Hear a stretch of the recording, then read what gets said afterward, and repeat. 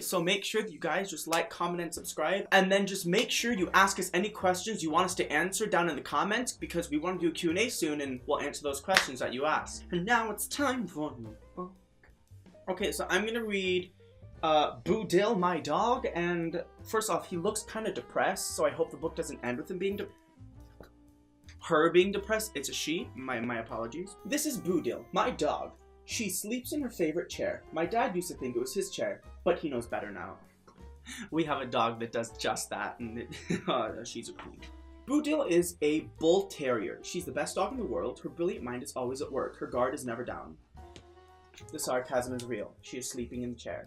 Bull terriers are very fierce, strong, and brave.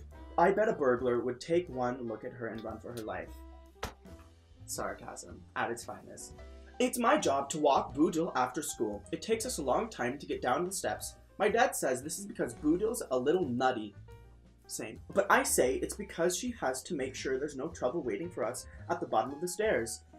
That's what the watchdogs are for. And she's just taking a chill pill on the stairs. Boodil always seems to want to go in a different direction than I do. I let her decide because sometimes a dog knows best. It takes longer her way. I have to admit, we always end up at the park just the same. Have you ever experienced that? My dog literally will just go zigzag across the street all over the place, and I'm just like, I want to go home. In the park, other dogs chase balls, but not Boodil. She'd rather look at bugs and leaves. I wonder what she's thinking about them. Isn't Boodil beautiful? As she sits on the rock watching the other dogs fetch sticks, nobody decide when she's going to play. She looks like a royal statue. Her paws are small and strong, and she has pert ears. The fur on her tip of her nose is very short and soft. I'm so proud of her. I feel like she's very depressed. She just sits and stares at things. She doesn't want to go get sticks. She slowly walks downstairs. This better to not to be better book. Sometimes Boodil wanders off to explore by herself. Last week, it took me 2 hours to find her in the tall grass. Nothing can stop her when she's on the scent of a trail. Maybe for a burglar. A rabbit burglar. When Boodil waits outside the grocery store, she likes to watch people and dogs pass her by. Other dogs seem to want to play with her, but she isn't interested.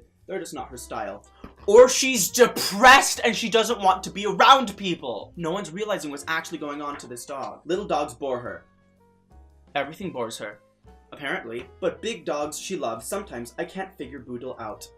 That's good. She has friends with this. That's her best friend. Same though. We don't like getting caught in the rain. Boodil is suspicious of puddles, and she's not fond of wet paws. She's suspicious of nothing?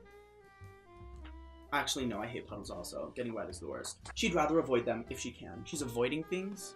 Like her issues? We need to have a talk with Boodil. You think Boodil would be glad to get back home where it's dry.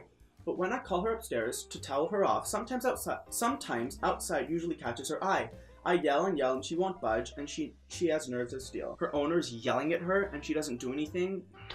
Boodil won't eat just any time. She eats when she chooses. I always remind Mom to get Boodil's favorite food, but sometimes she forgets.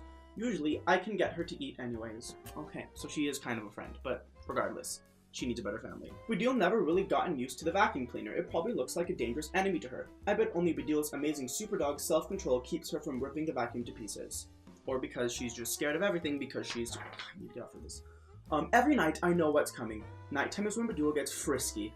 I always rush through my bath so I don't miss the action.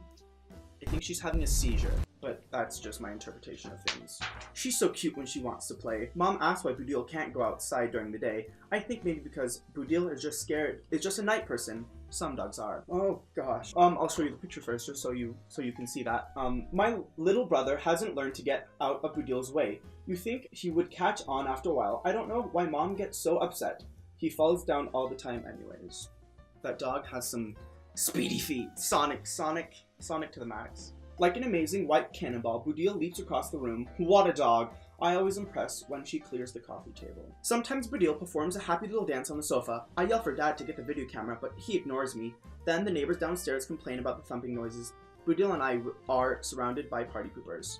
Yes, this dog has seizures constantly. I don't know why he would want the video camera. I'm sorry for this dog. Finally, Boodil has enough. We're both ready for bedtime. Tonight, Boodil needs an extra little push to get up into the chair. I feel happy when I see Boodil worm her way beneath her blankie. I give her a little pat and tell her good night.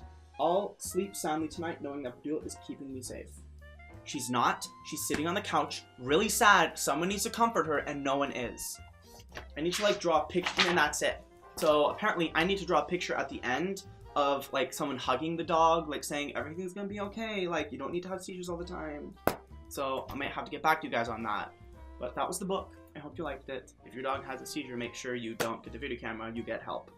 That's the moral of this book, I feel. One, two, three, four.